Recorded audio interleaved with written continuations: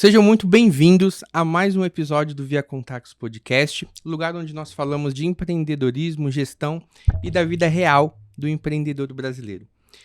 Hoje é um episódio muito especial. Quando a gente começa a empreender, a gente sempre olha para o mercado ali onde a gente quer trabalhar, né, quer empreender, e a gente sempre olha para aquelas referências, para aquelas pessoas que a gente olha e fala assim, nossa, gostaria de ter um negócio igual essa pessoa que tem uma pessoa como uma referência, né? E hoje eu tô recebendo uma dessas minhas grandes referências do mercado contábil de quando eu decidi empreender, que é o Rogério Fomelli. Rogério, você não tem noção da honra que é te receber aqui, conversar com você aqui. E muito feliz de te receber aqui. Você sabe que você é uma referência para mim aí de empreendedor, de empresário. Muitas das coisas que a gente faz aqui na Via Contatos, a gente olha eu sempre olho, percebo, vejo o que você está fazendo. Tenho um prazer hoje de também falar que você é meu amigo. E queria pedir para você se apresentar aí para as pessoas, o que você faz, quem que é o Rogério. Mais uma vez, muito obrigado pela sua presença. Legal. Ricardo, eu que te agradeço pelo convite. Muito bom ter parceiros como você dentro da ABS. É bom compartilhar sempre novidades com vocês. Via Contatos está crescendo muito. Eu sinto um orgulho e uma felicidade de ver o teu crescimento ali, de acompanhar suas estratégias.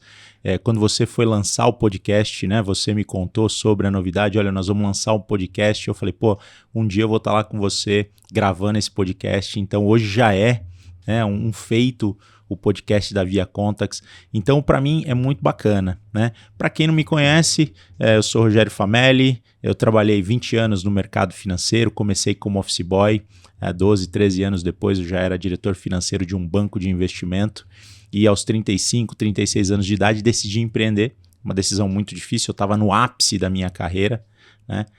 Mas aquilo falava muito mais forte dentro de mim. Nós estamos aqui falando para empreendedores, né? Então eu sei como é difícil você largar uma carreira onde você está ganhando muito para viver um sonho, né? Empreender para mim era um sonho, então não era só sobre ganhar dinheiro, né? Mas era sobre fazer as coisas acontecerem. Então fui empreender, montei uma boutique de investimento, deu tudo errado na boutique de investimento e sem querer cair num negócio de contabilidade. Um amigo meu, que inclusive é próximo aqui, né, da sua região, da região do seu escritório, a gente foi bater um papo e ele falou, Rogério, o escritório não está indo bem, me arruma um emprego aí no banco. Eu falei, cara, eu também já saí do banco, né, e hoje eu estou empreendendo, montei uma boutique que não tem dado certo, mas me conta sobre o escritório. E ele começou a contar o que tinha acontecido. Infelizmente o pai dele tinha falecido, não deu tempo de passar o bastão para ele, né, e ele acabou perdendo clientes e se desanimou. E eu comecei a analisar o mercado, isso em 2013 para 2014, e era um mercado que não era profissionalizado. Então, era um mercado ainda amador no que se dizia marketing, vendas. Hoje a gente fala muito sobre o sucesso do cliente, que acho que é um tema que a gente pode explorar muito para o empreendedorismo daqui para frente, a experiência do cliente, essa jornada incrível da experiência do cliente.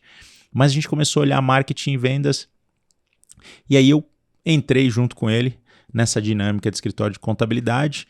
A gente começou a testar alguns canais de marketing, alguns canais de vendas, até que a gente encontrou o Google e dali a gente deslanchou. De 2014 a 2016 a gente abriu mais de 2.000 clientes só na cidade de São Paulo, né, através da Abertura Simples, que era o nosso site, você conhecia bem, Conhecia. A gente fazia muito anúncio junto naquela época, né, de ads. E depois a gente começou a ajudar contadores em todo o Brasil. Então a gente criou um marketplace da Abertura Simples, plugando contadores, gerando leads para aqueles contadores. E da Abertura Simples hoje a gente tem um hub de soluções para escritórios de contabilidade. Hoje a gente tem a maior rede de escritórios de contabilidade do Brasil, a ABS. Dentro do nosso ecossistema tem mais de 1.500 contadores parceiros que usam as nossas soluções, ou pelo menos uma das nossas soluções. A gente tem a nossa rede que contempla o Growth, que é onde você está com a gente lá, que é uma área de educação de gestão para escritórios de contabilidade. Porque na faculdade a gente aprende muito a parte técnica ali e pouco sobre gestão, né? Então, tudo isso que a gente tem na ABS hoje é fruto do que a gente começou lá atrás com o escritório de contabilidade, montando os nossos canais de marketing, de vendas. Depois a gente começou a ter que fazer gestão do escritório e hoje a gente está aqui até para falar um pouquinho dessa jornada incrível da experiência do cliente. Mas é um pouco disso. Boa, maravilha. E eu, graças a Deus, já tenho algum tempinho já que tenho a honra aí também de ser parceiro da ABS, aprendo muito lá com todo o conteúdo da ABS, com o time de sucesso do cliente lá, que a gente sempre está em contato, com a Rê lá da Marcas e Patentes também, que gravou um episódio com a gente aqui também recentemente. Eu assisti o episódio, foi fantástico. Tá bem legal. E, bom, nós, enquanto empresários contábeis, né, do segmento ali de contabilidade, a gente lida com empresas, né? Então, enfim, cada contabilidade tem a sua própria estratégia, algumas de segmentação, outras mais abertas, algumas atendendo o lucro real, outras do simples, enfim, cada contabilidade ali tem a sua estratégia, mas todas elas cuidando de empresas, né? Todas elas cuidando de negócios, seja ela num negócio mais embrionário ali, começando, ou seja ela num estágio mais avançado. Fato é que a gente lidar com empresas, nossos clientes são empresas. E aí, para começar aqui já o nosso bate-papo, eu queria perguntar para você como que você vê hoje o movimento das empresas, a realidade atual das empresas, em relação à eficiência, à produtividade, às estratégias que essas empresas estão trilhando aí para conseguir sucesso. O que você vê do movimento que as empresas estão fazendo nos dias de hoje? Eu vou falar até o que eu vejo dentro do próprio mercado contábil, que ele extrapola para o mercado empresarial. Dentro do mercado contábil, a gente conviveu um período aí das contabilidades tradicionais. Então, você tem que sair do tradicional e ir para o digital. O que eu vejo isso é um movimento das empresas também, certo? Vamos pegar um case muito emblemático para mim. Nubank. Então, o Nubank é um banco digital que tinha apenas um cartão de crédito, certo? Que montou uma conta. E o Nubank foi crescendo muito, por quê? Pela experiência que ele gera para o cliente, certo? Então era mais fácil, não tem agência, então você não tinha muita burocracia que você tem nos grandes bancos e a população estava meio cansada dos grandes bancos, dos bancos tradicionais, das filas, né? Estava cansada do gerente querer empurrar um monte de produto que não fazia sentido para você. E aí o Nubank pegou essa onda, então ele pegou o quê? A transformação digital, porque eu não preciso ter o custo caro que é ter uma agência. Imagina, uma agência bancária tem um custo altíssimo. E aí ele conseguiu crescer e o Nubank, quando abriu o capital dele lá na Nasdaq, cara, ele chegou a valer mais do que o Itaú. E o Nubank não tinha dado lucro, né? O lucro contábil do Nubank foi muito pequenininho antes de abrir o capital, ele estava dando prejuízo, porque ele é uma startup que queima caixa para ganhar market share. Só que quando ele abriu o capital, ele passou a valer mais do que o Itaú. O Nubank, naquele momento, foi o banco melhor avaliado, né, da América Latina. O banco com maior valuation da América Latina. E aí a gente se pergunta, como assim? O Itaú tinha dado cerca de 27 bilhões de lucro líquido. Como que pode um banco que abriu capital agora, que não tem nenhuma agência, que não tem nenhuma história, nenhuma estrutura, valer mais do que o Itaú? Então, esse aí talvez seja um divisor de águas para o que a gente vê do futuro. Óbvio que a gente tem a questão dos unicórnios, das startups, que é uma coisa meio maluca para a gente que vive o dia a dia ali, né? E hoje a gente está no inverno de startups, porque muita coisa deu certo, mas muita coisa deu errado, e eu acho que é 90-10, né? 90% as que deram muito certo, mas que queimaram muito caixa ao longo do caminho para ganhar um market share, e 90% deu errado, porque queimou muito caixa, não deu lucro e eram negócios que viviam só de queima de caixa, fazer marketing para botar volume e não tinha lucratividade. Eu acho que hoje, Ricardo, vamos olhar para o nosso cliente ali, tá? Todo o perfil do nosso cliente. A gente atende de A a Z. Tá? Então, todo contador atende a empresa desde o salão de cabeleireiro até o e-commerce. Né? Então, como que o salão de cabeleireiro vai se preparar para esse futuro? Porque ali não vai ter muita mudança, né? Porque vai ter que cortar o cabelo cresce, você vai ter que cortar o cabelo, sempre vai ter alguma novidade, mas assim, o futuro está na experiência que ele vai gerar para o cliente. Não é mais só cortar o cabelo, é qual a experiência que você vai ter. E essa experiência não é uma experiência só presencial, é uma experiência digital também, porque todo mundo está se conectando nas redes sociais. Então eu quero ter uma experiência presencial ali e depois eu quero ter uma experiência digital também. Então, esse salão de cabeleireiro precisa estar preparado para isso, né? A inteligência artificial vem aí para ajudar esse salão de cabeleireiro no futuro. Ao invés do cliente perguntar, puxa vida, quais são as tendências, tal, vai ter alguém na inteligência artificial do salão de cabeleireiro falando para ele, olha, as tendências são essa e respondendo todas as questões, sem que você tenha alguém para ficar investindo tempo ali nessas tendências. Então, você pode pegar uma oficina mecânica hoje. Vou dar um outro exemplo que eu vejo de futuro. Quando a gente pega uma oficina mecânica hoje, não é só arrumar o carro, é criar experiência para o cara, né? Então, eu vejo que a oficina mecânica hoje que não está fazendo isso daqui, não está compartilhando conhecimento, não está mostrando o que foi feito, não está falando sobre carros, porque todo mundo gosta de carro, o cara que é apaixonado por aquilo, ele quer saber, olha, como que eu arrumei esse problema aqui? Então, às vezes você tem um problema bem específico que acontece com a gente, né? Olha, eu tive um problema bem específico no meu carro que era uma válvula X. Cara, eu entrei no YouTube e o cara tava falando exatamente daquele problema específico. Aquilo me chamou a atenção.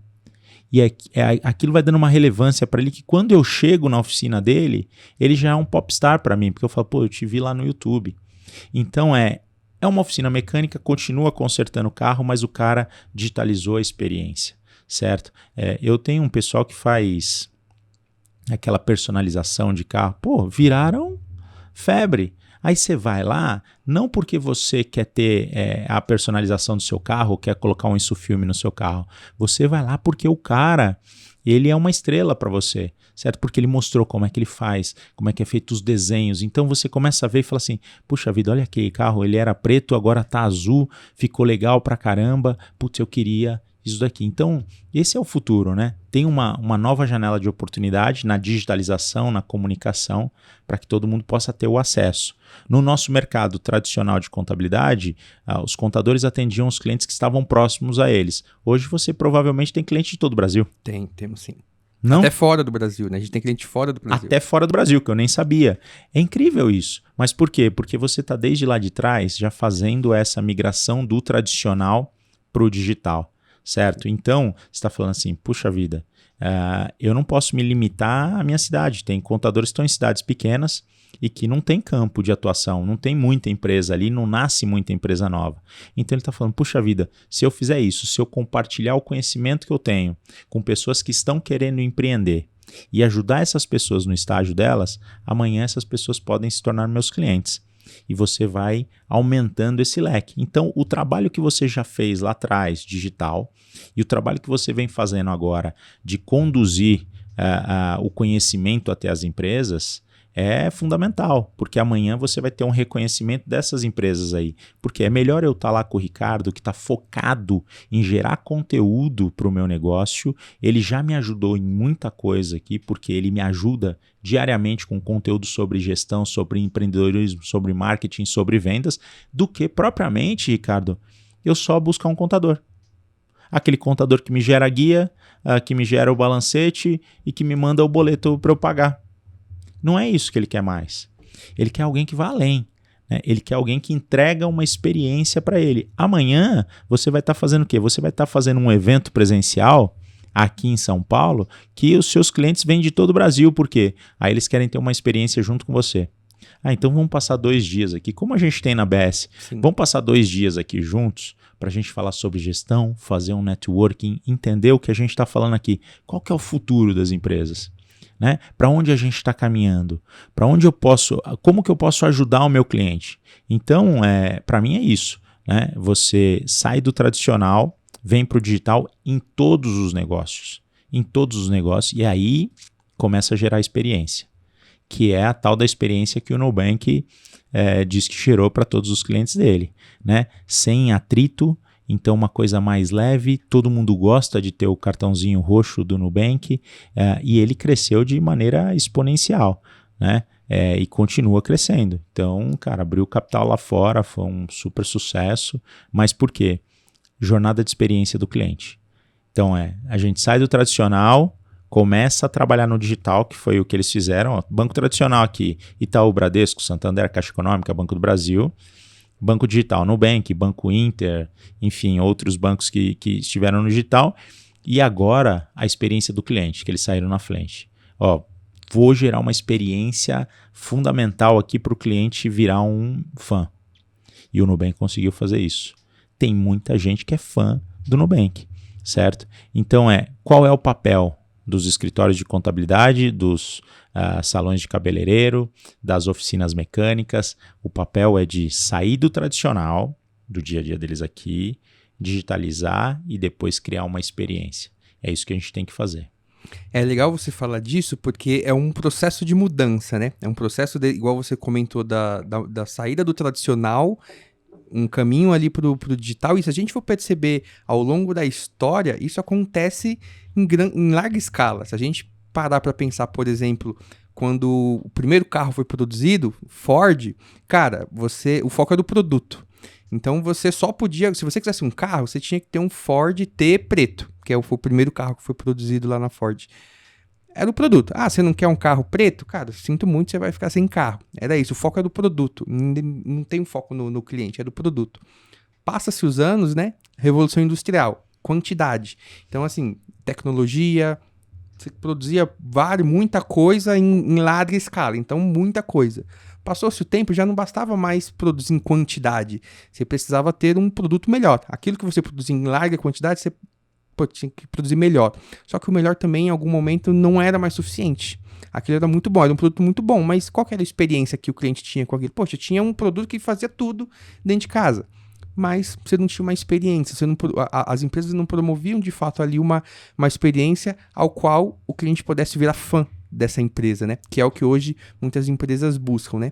E aí depois disso, poxa, eu tenho um produto excelente, não basta mais isso, eu preciso gerar uma experiência para esse cara. Esse cara, ele precisa virar meu fã. E as empresas não... Antigamente tinha muito isso, né? Das empresas venderem, né? Vender a todo tempo. E ninguém gosta de alguém que quer ficar te vendendo o tempo inteiro, né? Então uma boa empresa não é uma empresa que fica vendendo o tempo inteiro, mas é uma empresa que cria... estratégias e cria relacionamento com você de diversas outras formas, e a venda ali acaba sendo uma consequência, né? E aí, dado todo esse contexto histórico aí, né, poxa, do foco no produto, foco na quantidade de produção, foco na melhoria do produto, e hoje a gente fala muito, se nada, do sucesso do cliente. Eu sei que você é um entusiasta dessa jornada do cliente ali, né? Desde o primeiro ponto de contato ali do cliente, né? Dos bullet points ali do primeiro ponto de contato do cliente com a nossa empresa ali, num criativo no Instagram ou num vídeo no YouTube, qual é isso que a gente está produzindo aqui, até de fato ele chegar ali na porta ali da sua empresa e tornar-se um cliente, e depois dele tornar-se um cliente, ele tornar-se ali um advogado da sua marca. E quando ele consegue ali no churrasco do final de semana, ele falar pro amigo dele ali, poxa, eu tenho lá, eu faço parte da ABS, e como eu faço hoje, né? Hoje eu sou um advogado da ABS. Eu chego lá no churrasco no final de semana e falo assim, poxa, cara, eu faço parte lá da ABS, cara, o Rogério é sensacional, a Rê me ajuda muito, o time de CS dele é muito bacana. Então essa jornada é muito, muito, muito enriquecedora, né? O que você poderia dizer de como que uma empresa atual hoje consegue construir isso? Que é para quem talvez está nos assistindo aqui que nunca pensou em fazer CS, como que ele pode começar a olhar para esse lado da jornada do cliente? Eu vou explicar um pouquinho o que aconteceu com a gente. Então, 2014, 2015, a gente vendia muito, trazia muito cliente, fazia muita abertura de empresa, colocava muito cliente para dentro. O nosso CAC era muito baixo, que é o custo de aquisição de cliente, era muito baixo. E com esse custo de aquisição de cliente muito baixo, cara, a gente só estava preocupado em botar cliente para dentro, volume, que é o que você falou. Sim. Chega uma hora que você só quer fazer o volume em larga escala. E a gente saiu muito no volume. O que aconteceu com o tempo? A gente começou a ter uma concorrência que é normal, né? Você tem o timing que você precisa aproveitar, né? Você saiu na frente. A gente saiu na frente em termos de Google Ads lá atrás para escritórios de contabilidade. Então, a gente sabia que isso teria um tempo, que os concorrentes chegariam, certo? E chegaram muitos concorrentes. Hoje, custa muito caro. O nosso CAC é muito alto para trazer um cliente que a gente chama de mar aberto na internet quando um escritório não está nichado. Com esse CAC alto, o que acontece? Eu começo a olhar para a minha operação e falo, opa, me custa muito caro hoje perder um cliente. Então, o que eu preciso fazer? E aí eu descobri que a gente precisava melhorar o relacionamento com o nosso cliente. E o relacionamento com o cliente começa onde? No atendimento. Então, a jornada de sucesso do teu cliente com o teu escritório ou do teu cliente com a tua empresa começa no atendimento. Rogério, isso é muito básico, é básico, mas a gente não fazia. É básico, mas posso chutar aqui que 80% das empresas ou mais não faz esse atendimento. A gente não faz o básico bem feito. Então, a jornada de sucesso do seu cliente dentro da tua empresa, ela começa pelo atendimento. Depois, ela vai para o que a gente chama de encantamento, que é isso que você falou. Puxa vida, eu entrei na ABS, eu sou muito bem atendido, eu tenho uma área de sucesso do cliente para me atender, só que além da minha área de sucesso do cliente, quando eu preciso de alguma coisa, eu tenho lá um hub de soluções. Eu quero falar, esse é o futuro também. Então, puxa vida, eu estava precisando registrar uma marca do meu cliente, eu liguei lá, a Renata veio e registrou a marca.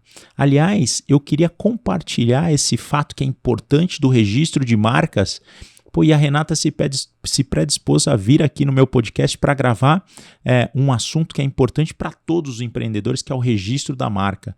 Que legal, comecei a te encantar, certo? Então, você começa a encantar esse cliente, fala assim, puxa, a gente excedeu a tua expectativa. Quando você vai na nossa imersão presencial, Ricardo, você viu como é que é o nosso atendimento? Então a gente prepara desde a tua chegada ali até o último momento a sua jornada de experiência ali dentro, certo? Então quando a gente deixa lá um Red Bull para você, é para aquilo marcar você. Você fala, puxa vida, toda vez que você lembra, quando você vê um Red Bull, quando você toma um Red Bull, você fala, puxa, lembrei da ABS, olha que jornada. E aí a gente faz um happy hour para quê? Para gerar integração entre os contadores ali. Agora é a hora da gente trocar ideia, conhecer gente nova, entender o que cada um está fazendo. E aí quando a gente prepara o conteúdo, né, a gente está pensando o seguinte, qual é o melhor conteúdo que eu vou gerar para eles aqui? Porque a gente tem 2 dias para eu passar uma quantidade máxima de conteúdos. E aí, quando a gente faz aquela troca de ideia, networking, a gente quer o quê? Que tenha interação entre os participantes. Então, a gente pensou na jornada. Aí eu já saí do atendimento, eu estou no encantamento. E quando a gente vem para o sucesso? Quando a gente vem para o sucesso é quando eu faço um diagnóstico do teu escritório, mapeio todo o teu escritório e falo assim, cara, você tem uma deficiência aqui na área de marketing, tem uma deficiência na área de vendas, tem uma deficiência na área de sucesso do cliente e tem uma deficiência na gestão de processos. Eu acho que a gente deveria fazer um plano de ação assim, para que você atingisse o teu objetivo. Quanto que você quer crescer? Olha, eu quero crescer 50% do meu faturamento. Bacana. Então, marketing, nós vamos precisar fazer isso. Vendas, nós vamos precisar estruturar os processos. A área de sucesso do cliente, a gente tem que começar criando um onboarding aqui, porque você vai começar a receber muitos clientes, tá? E processos, a gente vai desenhar os 10 principais processos do teu escritório, para a gente alinhar isso daqui, porque senão você não consegue crescer sem processo bem definido. Isso eu já começo a desenhar teu sucesso. E aí, daqui 1 ano, daqui 2 anos, eu olho para o Ricardo. Ricardo, como é que você está, cara? A gente dobrou o nosso tamanho. A gente cresceu o nosso escritório. Puxa vida. Cara, eu comecei com a ABS, eu tinha 100 clientes, hoje eu tenho 300 clientes. Que top. Sensacional isso. Que bacana. E muita coisa que a gente faz lá no dia a dia te ajuda ali no dia a dia do teu escritório, na gestão, ajuda muito. O que os nossos associados estão fazendo? Estão levando os líderes para imersão, estão levando os líderes para a nossa convenção.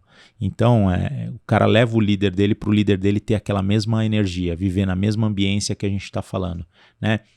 Olha, escritório de contabilidade parece alguma coisa muito normal, muito tradicional. Não, não é. A Via Conta que está fazendo a diferença. Vocês estão fazendo a diferença no atendimento do cliente de vocês, certo? Então, você está preparando toda uma jornada. Criar um conteúdo desse para o teu cliente é fazer a diferença.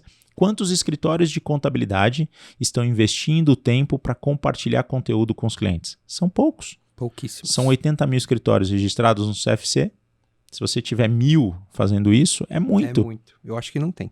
Você entendeu? Então, você está a 10 passos à frente dos demais. E todo mundo vai ter que entender que o que você está promovendo aqui, o que você está propondo com esse podcast é levar a experiência para o teu cliente. Ele já tem um bom atendimento, não tem? Sim. Quando ele vê um podcast desse e ajuda ele com um insight que a gente está falando aqui, um insight ajuda ele, ele vira teu fã. Aí você começou a encantar esse cara. Agora, vamos partir para o sucesso dele? Aí a gente vai ter que partir para o sucesso dele, entender o que é o sucesso desse cliente, certo? Eu acho que é isso, Ricardo. Boa. E é legal você falar de insight, porque assim, eu sou um entusiasta assim, de eventos. Eu sempre gosto de participar de eventos, porque eu tô ali, eu estou ali rodeado de pessoas que têm o mesmo objetivo que eu. E que estão na mesma energia do que eu, na mesma sintonia que eu estou ali, buscando talvez as mesmas coisas do que eu. E o ambiente, eu acredito que, cara, muda o jogo, né? Quando você tá com as pessoas corretas, no lugar certo, assim, você se desenvolve muito mais rápido. Quando eu vou, por exemplo... E aí você falou de insight. Quando eu vou nesses eventos, é um insight. Às vezes você vai num evento pra ficar 3 dias lá, cara, mas que você escuta um insight lá que muda a chavinha. Quando eu vou na ABSCom, por exemplo, cara, aí tá lá o Cortella, poxa, te dá uma palavrinha ali que muda seu jogo completamente. Mas você precisa estar lá, né? E algo que eu vejo das empresas hoje, e até com pesar, assim, muitas empresas, a gente falou aqui, poxa, de 80 mil escritórios de contabilidade, nem 1.000 fazem conteúdo. Pouquíssimas empresas hoje se preocupam com a jornada do seu cliente, com o atendimento, que é o básico. Igual você comentou. E eu escutei você falou de insight, tem uma palavra que um colaborador meu me falou uma vez, que ele falou sobre a teoria do mínimo. Eu falei assim, poxa, mas o que é teoria do mínimo, né? Eu falei assim, cara, o mínimo é assim, tipo, a empresa dá o mínimo pro funcionário e o funcionário vai dar o mínimo para a empresa. E aí, como que você quer crescer e desenvolver e criar um relacionamento e uma jornada de sucesso, uma experiência de sucesso para esse cliente, se você dá o mínimo para os seus colaboradores?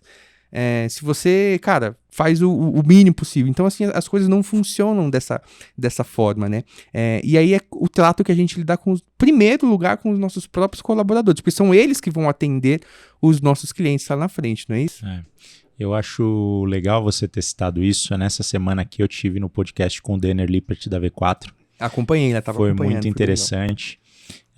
E a V4 é uma empresa de marketing que depende também do capital humano. Para ela escalar, ela depende do capital humano.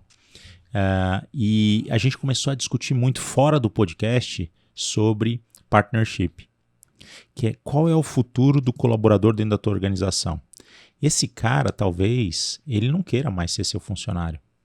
Ele queira ser teu sócio, certo? E como que você vai criar uma oportunidade para que esse cara ganhe junto com você? Nem todo mundo vai virar teu sócio. Mas aquele cara que tem ambição, aquele cara que está focado, que está comprometido, que está alinhado com os teus valores e que quer crescer junto com a empresa, esse cara você tem que trazer para dentro. Porque senão você corre o risco de perder ele para a concorrência. Então, eu prefiro ser dono de 10% de um negócio gigantesco do que ser dono de 100% de um negócio pequeno, certo? Essa estrutura de partnership não é nova.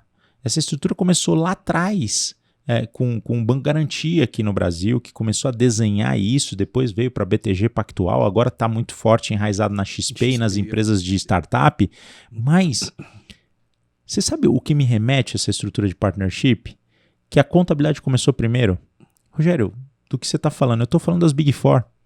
Price, KPMG, eu ia falar Arthur Andersen aqui, que já não existe mais, a Deloitte e a Ernst Young. As Big Four, desde lá de trás, elas têm essa cultura de partnership. Há 30 anos, quando eu estava começando no mercado financeiro, cara, todo mundo que entrava como trainee numa Big Four, o sonho era virar sócio. Por quê? Porque ele já promovia esse plano de carreira até você virar sócio, e aí o cara trabalhava de madrugada, porque ele queria virar sócio. Então aqueles caras com mais competência, aqueles caras alinhados com valores e aqueles caras com mais ambição se tornavam sócios, certo? E as empresas cresciam. Então, começou lá atrás. Se a gente olhar um negócio de contabilidade, ele nasce de partnership, ele nasce de fusão e aquisição. Todas as Big Fours, elas são provenientes de fusão e aquisição. Todas elas. Pega a história delas. Aí você vai vendo uma se juntou com a outra, que virou isso, que virou aquilo, né? Então, olha o nome da Price. Hoje a gente fala Price. É Price Waterhouse Coopers. São 3 empresas ali. KPMG são 4 empresas ali. Deloitte, Todt, Tomatsu. São 3, 4 empresas ali, fora o que eles foram criando no meio do caminho, certo? Então, eles têm cultura de partnership muito forte. Por quê? Eles descobriram lá atrás que quando você tem um negócio em que a tua base é a mão de obra, você precisa trazer o cara para ser teu sócio, senão você não escala. E esse é o ponto. A gente até quer usar a tecnologia para diminuir essa questão da mão de obra, mas para serviço, o que o Denner chamou de professional services, você precisa ter o cara muito bom ali do teu lado. Ele te faz crescer, ele te faz escalar. Então, em todos os nossos negócios, a gente tem a cultura de partnership. Isso está enraizado dentro da ABS. E o que a gente fez que foi legal? Falando de partnership, depois a gente entra na criação de novos produtos e serviços. O que foi legal dentro da ABS? Nós criamos a primeira partnership de contadores no mercado contábil. Então hoje a gente tem 104 sócios dentro da ABS, que são os Equity Partners. Cara, a gente nunca viu isso no mercado contábil. Então a gente é disruptivo, a gente foi disruptivo quando a gente criou o marketing compartilhado com abertura simples, a gente foi disruptivo em chamar os contadores para cofundar uma empresa, um hub de soluções para o mercado, a gente foi disruptivo em trazer ações e criar uma partnership para escritórios de contabilidade. Isso é maluco, né?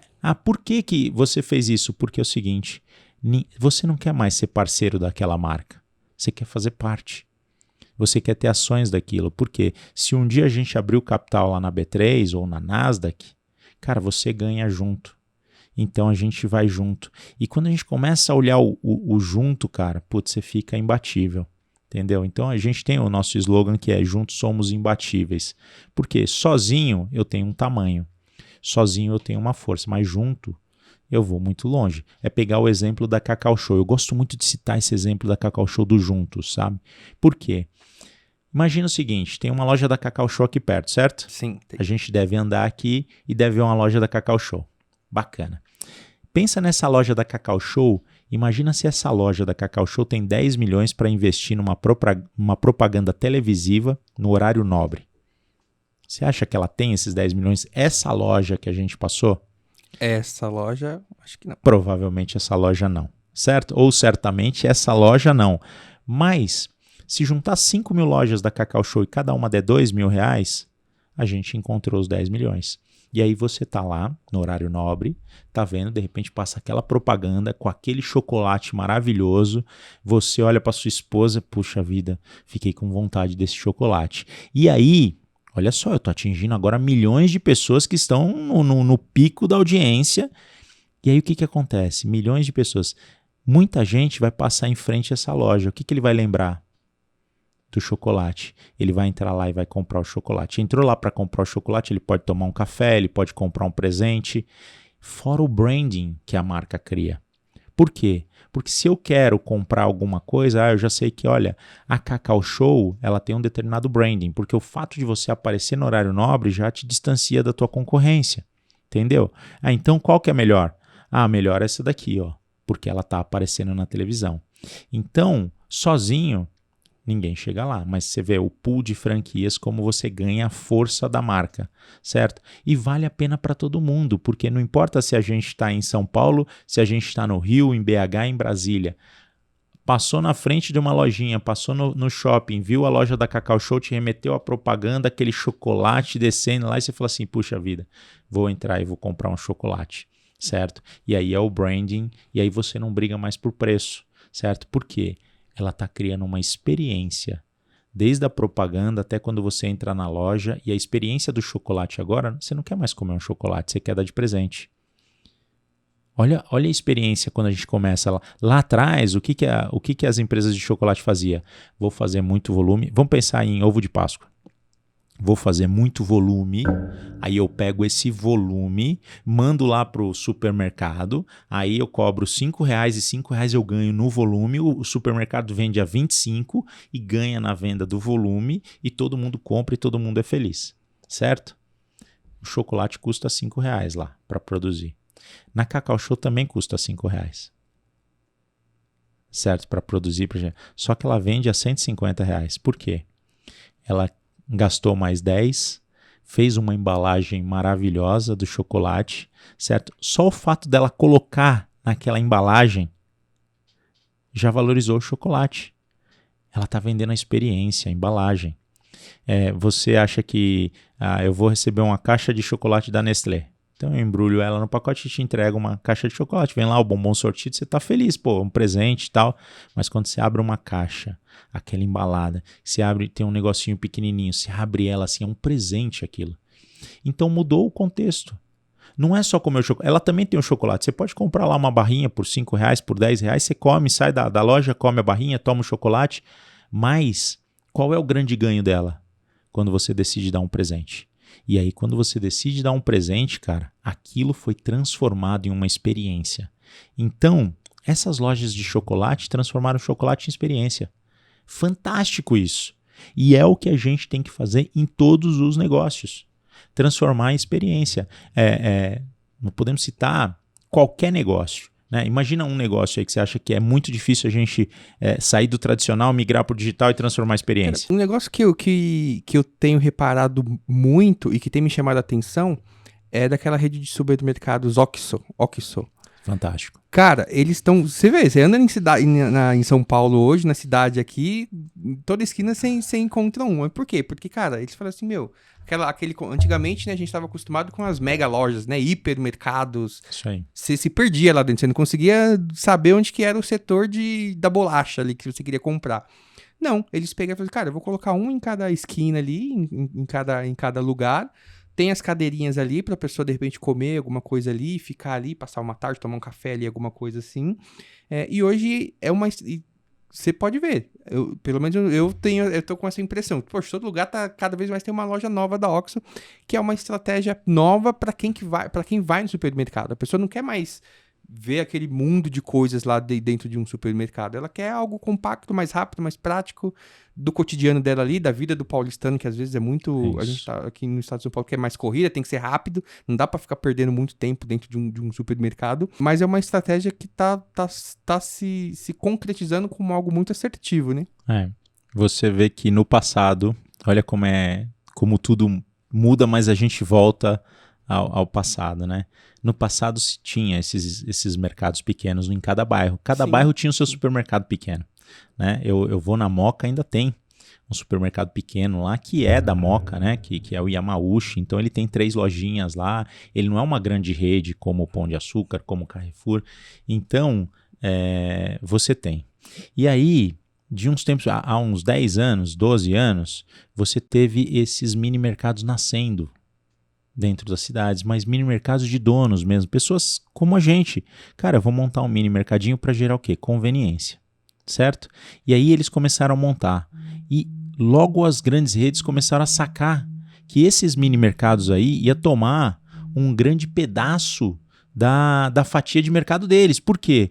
Porque você não quer ir mais no supermercado grande, porque ele está ficando distante, porque custa caro hoje você ter um espaço grande, certo? Eu preciso comprar 2, 3 coisas, eu vou aqui do meu lado. E aí eles começaram a montar as franquias de supermercado para mini mercado. Aí nasceu o Dia, aí o Pão de Açúcar nasceu a Rede Minuto, enfim. E aí eles falaram, puxa vida, tem uma fatia de mercado aqui para esse público aí. Que ele não quer ir lá no supermercado, que ele não quer o desconto, ele quer resolver um problema dele rápido. Tá, isso pode dar muito retorno? Pode, porque ele está ali, ele resolve o problema dele rápido. E aí essas grandes redes começaram a matar o pequenininho, porque o pequenininho não tem força. Lembra? Juntos somos imbatíveis? Sim. Cara, quem é o pequenininho perto de um Pão de Açúcar? Você está aqui, o pequenininho. O cara vem aqui e monta um Pão de Açúcar minuto. Você não consegue concorrer, porque se ele começa a fazer oferta aqui, você não consegue bater a oferta desse cara. Você precisa colocar uma margem aqui para você ter lucro, certo? Então esse cara pode te quebrar, que é essa a ideia. O volume, sim, o cara vai para cima no preço, certo? Começa a ter uma... Ele compra muito melhor aqui, né? O Total. Compra muito melhor. E às vezes ele tem margem para quebrar aquele cara ali, ó. A hora que eu quebro esse cara, aí eu volto a ter o mercado aqui só para mim. E aí todos viram isso, começaram a matar esse pequenininho, porque ele começa a não ter força, e aí entra Oxxo, que ninguém sabia como se falava. Eu antigamente falava Oxxo. Eu não sei nem se eu tô falando certo. Não, acho que eu falei certo. É Oxxo mesmo. É Oxxo. E eu achei que era chinesa, olha isso. Na minha cabeça eu olhava para aquilo, parecia um negócio chinês, né? Mas acho que é mexicana essa rede aí. E lá no México, cara, eu tava em Cancún e eu vi assim, uma loja a cada esquina, em Cancún. Louco o negócio. Cara, eu olhei e falei, vocês têm esse OXXO aqui também? Ah, tem, pô, é uma rede mexicana e tal. Cara, eles dominaram, pelo menos São Paulo aqui, a cada esquina você tem um. Tem um. É incrível, né? Agora, qual que é a estratégia deles? É volume. Então, eles estão indo para o volume e volume com a conveniência e a experiência para o cliente. Então, é volume, conveniência e experiência para o cliente. Por quê? Porque está do teu lado, você vai ali rapidinho e aí vai ser agora uma guerra entre eles para ver quem domina esse mercado aí. Ele vai ter que ter um canal de distribuição muito bom, né? Ele deve ter uma estratégia de logística para isso, porque também não é fácil você ter distribuição, Sim. né? Então você tem que ter uma estratégia de logística para isso. Isso que a gente estava falando também, em relação a partnership, e em relação a essas estratégias que vão mudando aí no decorrer dos anos, eu acho que tudo isso está ligado muito à mentalidade. Porque muitos empresários ainda têm uma mentalidade de, poxa, se eu tiver um sócio, eu vou dividir o meu bolo. Infelizmente, ainda tem gente com a cabeça muito assim, sabe? Poxa, o cara vai ser meu sócio, eu vou ter que dividir. Ele não consegue enxergar a multiplicação nessa equação. De quando você, igual você mesmo comentou, né? Poxa, eu prefiro ser dono de 10% de algo muito grande do que 100% de algo pequeno ali, às vezes até irrelevante. Só que aí quando a gente parte para esse processo, por exemplo, de partnership, igual a gente estava conversando agora há pouco, poxa, tem algumas coisas que eu preciso avaliar e eu, enquanto empresa, preciso ponderar ali para poxa, esse cara vai ser meu sócio, mas precisa ser nesses moldes. Ele precisa atingir determinados objetivos. Ele precisa ter esse perfil. O que você considera para uma pessoa participar, por exemplo, de um programa de partnership, que talvez como muitas empresas de XP, a XP acho que é o mais emblemático, pelo menos na minha cabeça recentemente. Mas que talvez acho que isso vai se expandir cada vez mais. Mas o que você acha relevante para um colaborador participar de um processo de partnership? Eu vou falar sobre a sociedade e depois sobre partnership. Sobre a sociedade, você só traz um sócio que te complementa. Por exemplo, cara, eu sou bom na operação, eu preciso de alguém de vendas. Eu sou bom em marketing, eu preciso de alguém na operação, certo? Então, o sócio ele tem que te complementar, porque se você é bom na operação e o sócio bom na operação, ninguém vende. Ninguém vende. Certo? E se tem dois caras bons em venda, você quebra a empresa, porque ninguém olha a operação. Entrega. Ninguém entrega. Você vende e não entrega. Então você quebra a operação. A partnership, ela não é bem uma sociedade. A partnership é você dar o direito do teu colaborador de ter todas as vantagens de ser o dono da empresa, certo? Ele tem que ter o senso de dono. Então, o que eu busco num colaborador? Senso de dono. Cara, primeira coisa, senso de dono, certo? Segunda coisa, você tem os valores que eu carrego dentro da minha empresa? Então, os nossos valores estão lá estampados na entrada do nosso escritório, certo? Então, a gente fala em honestidade, pontualidade, confiabilidade, respeito, ética, transparência, competência, disciplina.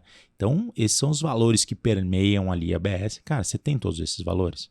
Porque se você não tem muito bem o valor da honestidade, eu já estou começando a te avaliar se você vai ficar na empresa, certo? Então, eu vou olhar para isso aqui. E a entrega? É um cara que entrega? O que ele quer da vida dele? Ele quer mais, ele tem ambição, ele quer buscar. E aí eu vou dar uma participação para esse cara. Mas a partnership, o cara vai ter uma participação pequena ali do teu escritório, dependendo do tamanho dele, dependendo da tua empresa, do tamanho da tua empresa, mas você mantém o controle. Esse é o ponto. Mas qual é a vantagem para ele se você manter o controle? A vantagem para ele é que quando a empresa cresce, o equity dele cresce, as ações dele crescem. Quando a empresa distribui lucro, ele recebe, além do salário dele, além do prolabore, ele recebe um lucro, certo? Então ele tem as vantagens. Aí, quando ele quer sair lá na frente, a empresa tem que pagar o valor da participação dele. Então, ele ajudou a construir uma empresa e ganhou o equity daquilo, certo? Então, eu vou falar, imagina o seguinte, você fatura 100 mil reais e o teu escritório vale 1 milhão. No ano seguinte, você fatura 200 mil reais, teu escritório vale 200 milhões, certo? Se eu tenho 5% disso daqui, eu dobrei. Então, 5% de 1 milhão é 50 mil. Se o escritório passou a faturar 200 mil, o meu equity foi para 100 mil. Eu ganhei 50 mil sem fazer absolutamente nada, só de equity. Rogério, mas e do meu lado, do lado empresário, então eu vou ter que pagar esses 100 mil? Vai. Por quê? Porque esse cara acabou de fazer você ganhar 950 mil. E o empresário não consegue ver isso. É como lá no passado, Ricardo, eu chamava o cara e falava assim, olha, se você pagar R$ 900 para trazer um cliente de 300 de receita recorrência, você acha isso bom ou ruim? Ruim. Eu falava, mas por que ruim? Cara, muito caro. Mas esse cara vai ficar com você, sei lá, por 36, 48 meses. Olha o LTV sobre CAC. Ah, muito caro. Deixa eu pensar. Eu falei, olha, você vai ganhar R$ 5.400 investindo 900. Qual é o retorno do mercado financeiro que te dá 500%? Qual é o investimento que te dá 500% de retorno? É nenhum, né? A cabeça dele ainda está como dono de escritório de contabilidade. A nossa diferença é que eu já penso com cabeça de investidor. Ponto. Cara, a nossa grande sacada no mercado contábil foi pensar como investidor. Não pensar como contador. Cara, esse negócio é bom? É atrativo? É bom. Cara, e olha só, tem hoje, cara, o maior fundo japonês, que é o maior fundo do mundo de private equity, de venture capital, né, que é o SoftBank, investe numa empresa de contabilidade. É louco isso. Como assim, cara? Por quê? Porque é um negócio muito rentável, é um negócio que tem um LTV muito grande. Certo? Agora o CAC está grande, mas lá atrás o cara não tinha essa percepção. Então, a percepção que eu tenho não é que eu estou pagando 50 mil a mais, não é que você ganhou 50 mil e eu vou ter que tirar os meus 50 mil, é que você, ao meu lado, me ajudou a ganhar 950. Que top, hein? Pô, então, o cara que te ajudou a ganhar 950 mil não merece 50 mil? Ah, pensando assim, é assim que se pensa. Porque se esse cara não te ajuda a você crescer, ele tem que sair da partnership e é normal isso. Ah, mas e o dia que eu tiver que mandar embora, você paga o valor do equity dele e tá tudo certo. Agora, tem toda uma estruturação para isso. Não é assim, ó, traz o cara. Não. Tem todo um modelo de contrato para isso, tem todo um modelo de estrutura, tem a avaliação da pessoa. Cara, como é que eu avalio? Então, você tem que colocar toda a avaliação. Esse cara não é do dia para a noite. Você vem avaliando o comportamento dele ao longo do tempo, certo? Então não é do dia para a noite que você transforma alguém em sócio do escritório, que traz ele para uma partnership, você vai avaliando ele. Então tem todo um conceito que a gente tem, cara, a gente poderia gastar 2 dias para falar de partnership aqui, né? Mas faz sentido para todo mundo, tá? E muitas empresas já fazem isso. Agora, tem toda uma estruturação para isso. E eu acho que o mercado merecia realmente um trabalho de estruturação de partnership para pequenos negócios. Legal. E é bacana falar de pessoas, assim, poxa, quando a gente está falando de partnership, são pessoas que se destacaram, pessoas de fato que têm relevância ali para aquele negócio acontecer. E outras estruturas que fazem parte, e grande diferença dentro das empresas, são os processos que essas empresas criam e a tecnologia que ela utiliza, as ferramentas que ela utiliza. Só que quem vai tocar os processos e as ferramentas desse escritório são as pessoas. Então, para eu criar um bom processo, para eu escolher ali a melhor ferramenta que eu vou utilizar no meu negócio, eu preciso de uma pessoa ali para fazer aquela avaliação. Então, não tem jeito. Se a gente quiser trabalhar com as melhores pessoas, e eu acredito que todo empresário aqui que está nos acompanhando quer estar ao lado das melhores pessoas, a gente não pode olhar para a teoria do mínimo, dar o mínimo ali para esse cara, e tem que começar com outros olhos, porque são essas pessoas que de fato vão fazer a nossa empresa crescer, a nossa empresa valer mais, né, a valuation dela aumentar cada vez mais, e são as pessoas que de fato vão tocar tudo isso, né? Eu lembrei de uma fala do Vampeta quando ele jogava no Corinthians, que ele brincou, ele falou: pô, os caras fingem que pagam a gente finge que joga. É isso que acontece na empresa. Você finge que paga, o cara finge que joga. É exatamente isso. É o que o Vampeta talvez é o melhor é o melhor cara aqui, o melhor exemplo da teoria do mínimo. Aí é o Vampeta. Acabei de descobrir isso daqui, tá? Rogério, a gente está aqui falando sobre as empresas, o momento atual das empresas, como que as empresas podem fazer para dar um passo a mais aí. Falamos sobre estratégias de grandes empresas, falamos sobre partnership, falamos de jornada do cliente, sucesso do cliente. Só que tem algo que está acontecendo hoje, já vem acontecendo já há algum bom tempo, que, cara, para mim, eu falo que zerou a internet. Que é algo que, tipo assim, os negócios, os nossos relacionamentos, a forma das pessoas lidarem uma com a outra é uma antes e depois disso, que é a tal da inteligência artificial. Qual que é o impacto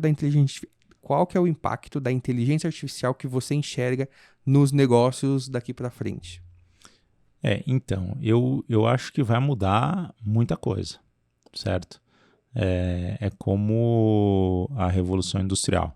Exatamente. Certo? É a mesma visão que eu tenho, é essa. É como a Revolução Industrial. Então, todo mundo fazia lá de forma artesanal e alguém a máquina começou a fazer aqui por você e aí a gente vai ter que se adaptar, certo? Então, tem muita coisa que a gente faz hoje.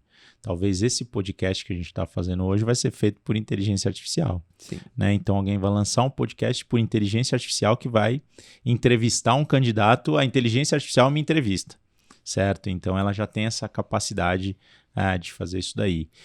E pegar o teu próprio conteúdo e tudo que você falou nos últimos 5 anos, ela pega esse conteúdo e ela desenvolve pelos próximos 5 anos com um aprendizado contínuo. Da onde você vai buscar suas informações, da onde você busca suas referências e ela vai aprendendo e vai se desenvolvendo. Então, ela pode pegar o teu conteúdo aqui, desses 5 anos que você gerou de conteúdo aqui e preparar os próximos 5 com evolução. Então, e vai ter em todas as áreas, tá? Em todas as áreas você vai ter essa inteligência artificial atuando ali, principalmente no nosso negócio de contabilidade. Então, hoje a gente já vê uma automação gigantesca. Imagina o seguinte, se você se posicionar como um contador consultor, então eu vou sentar com você para te dar uma consultoria para fazer isso daqui, para analisar o teu balanço, para te responder, a inteligência artificial vai fazer isso por você. Não tem jeito, certo? Porque ela vai ser, inclusive, melhor do que você. Porque ela tem um banco de dados aqui gigantesco que você não tem no seu cérebro, certo? Então, ela vai fazer isso por você. Então, vai ser uma revolução muito grande. Eu acho que a gente tem que começar a aprender o que vai ser isso aí e estruturar. A única coisa que tem que tomar cuidado é para você não tentar correr antes sair antes do... Queimar a largada. Queimar a largada, isso. Tem que tomar cuidado para não queimar a largada. Por quê? Lá atrás, o Banco 1, que era do Unibanco, foi o primeiro banco digital. O primeiro banco que existiu, cara. É muito louco isso. Eu tinha meus 18 anos de idade. Nossa, um banco digital, não tem agência, é tudo pela internet, não tem nada, não tem relacionamento. Olha, o Banco 1 do Unibanco. Você pode pesquisar isso. Foi o primeiro banco digital. Queimou a largada. Queimou a largada. Acabou. Você entendeu? Então, você tem que ser o banco digital no momento em que as condições estão preparadas para isso. Não adianta você ter uma inteligência artificial hoje se você não tem condições para isso. Certo? Então, eles queimaram a largada e depois não fizeram mais o Banco 1, que seria um baita de um sucesso aqui no Brasil. Queimaram a largada. Certo? Então, cara, assim, tudo vai mudando e a gente tem que se adaptar. E tem que ter o timing. Tudo é timing. Você tem que estar no timing certo. Acho que tem a questão da a própria maturidade e adoção das pessoas, dos usuários com aquela solução, né?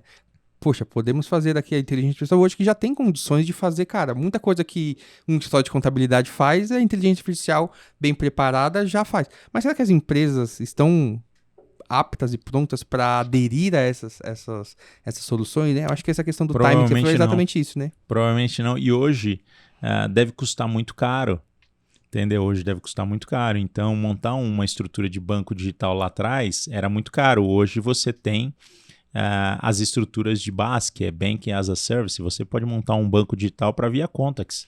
Sim. O teu problema é outro, mas montar um banco digital, você vai gastar R$10 mil na infraestrutura. Você vai gastar depois R$500 mil na operacionalização disso, mas o cara te vende por R$10 mil. Por quê? Porque ele vai ganhar em cima dos teus clientes ali, certo? Então, você pode ter o teu banco digital. Você tem um aplicativo no teu banco digital, você pode ter um aplicativo da Via Contax. Montar um aplicativo lá atrás era surreal, custava muito dinheiro. Hoje todo mundo pode ter um aplicativo, certo? Hoje todo mundo pode ter o white label, que é a tua marca num aplicativo X. Então, tudo isso é adaptação. Né? Nós temos cases no mercado que lá atrás montou um aplicativo para gestão e não funcionou. E aí abortou o aplicativo. Aí vem um outro case que monta o aplicativo e que está funcionando. E qual que é a diferença entre o outro? O timing. Lá atrás não funcionava porque o teu cliente não queria acessar o aplicativo. Hoje talvez ele já está mais adaptado para o aplicativo.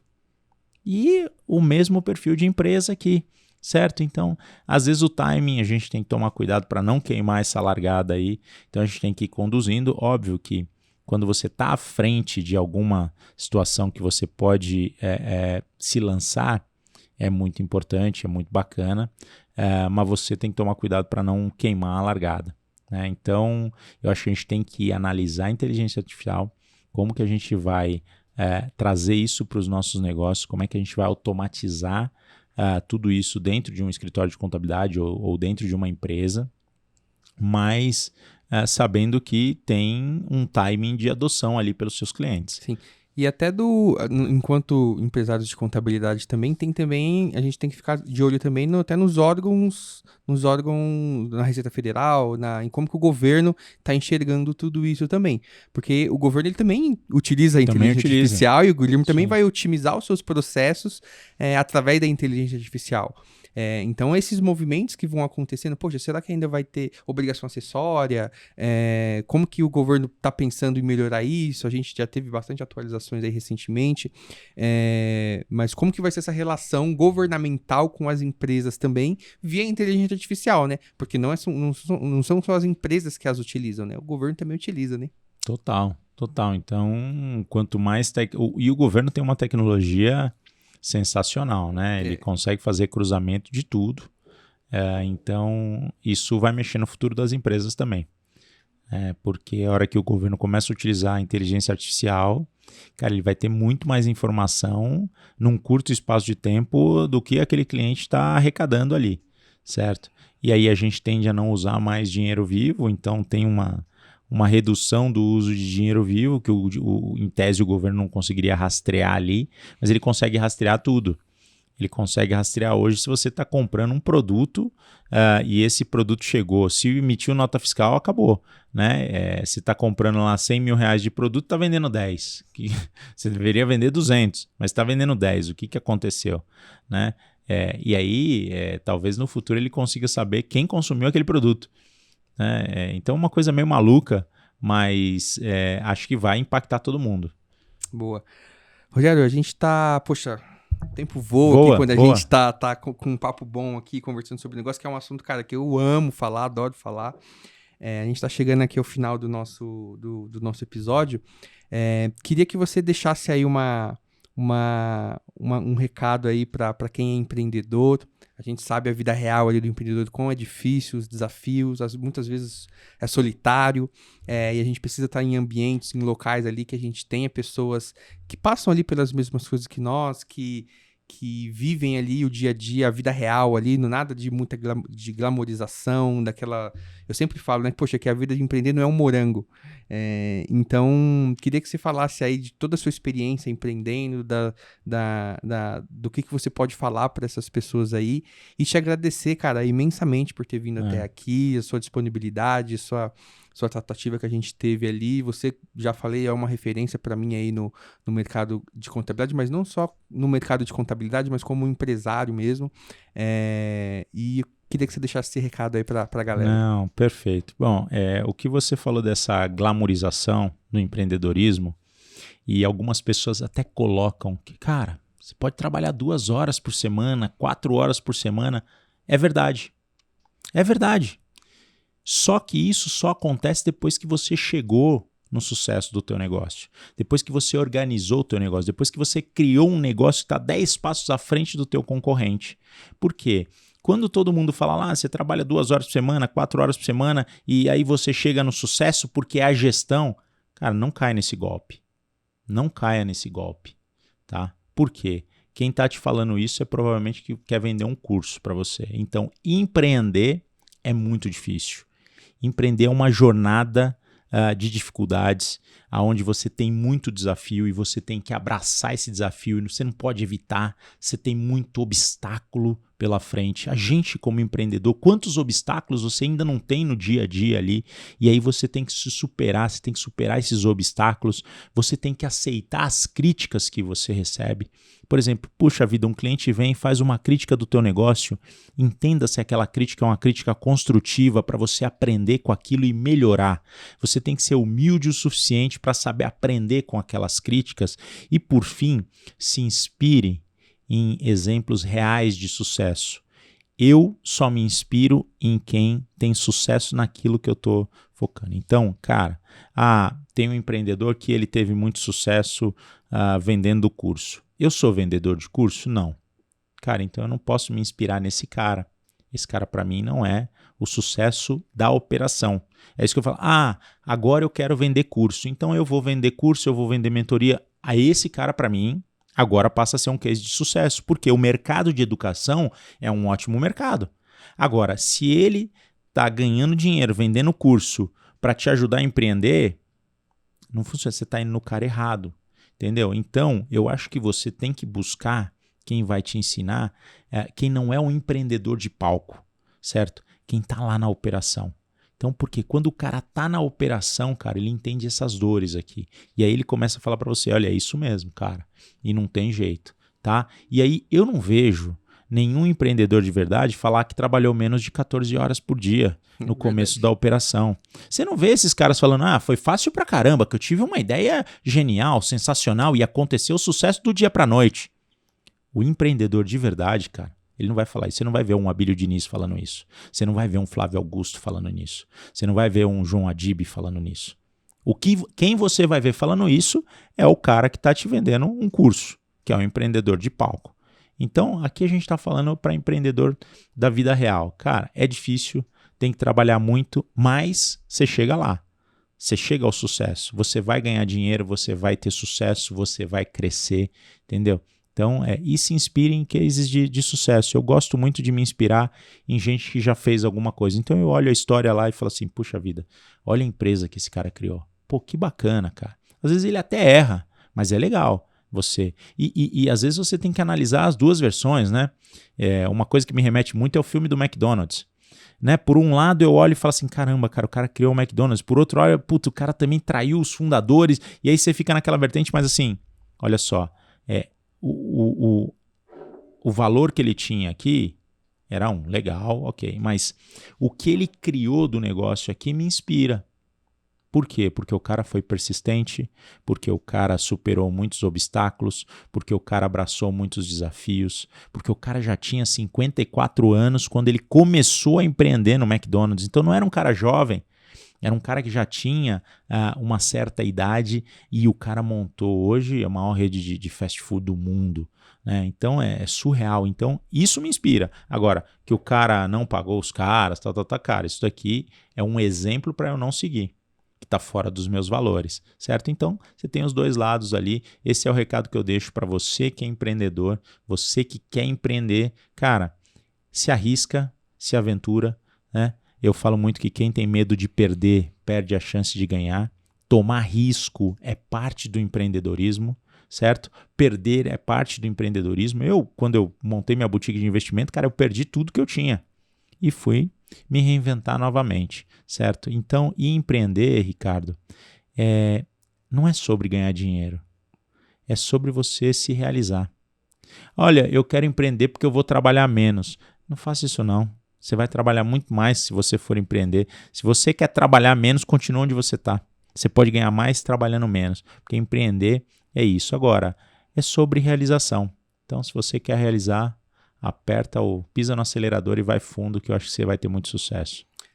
É isso aí, Rogério. Um dos propósitos que a gente tem aqui na Via Contax é transformar a realidade do Brasil através do empreendedorismo. A gente acredita muito nisso. Somos nós aqui, eu, você, os meninos que estão aqui na sala aqui, trabalhando aqui também, que mudamos a realidade, primeiro nossa, da nossa família, e aí, consequentemente, a gente consegue mudar a realidade do Brasil. Então, eu acredito muito, a Via Contax acredita, é um propósito que a gente tem, que o empreendedorismo ele transforma um país e somos nós aqui agentes dessa transformação, Rogério. Perfeito. Muito obrigado mais uma vez por ter vindo aqui ao nosso episódio. Espero que você possa vir mais vezes aí pra gente falar de outros assuntos, que eu sei que você tem muita coisa para contribuir conosco. E para você que nos acompanhou até aqui, não se esqueça de curtir aqui esse episódio, se inscreve aqui se você ainda não é inscrito nesse canal, deixa aqui nos comentários aquilo que você achou desse episódio aqui, deixa lá uma mensagem lá pra gente, o que foi que você mais gostou de ver aqui nesse episódio. E eu te vejo no próximo episódio, um grande abraço e até lá!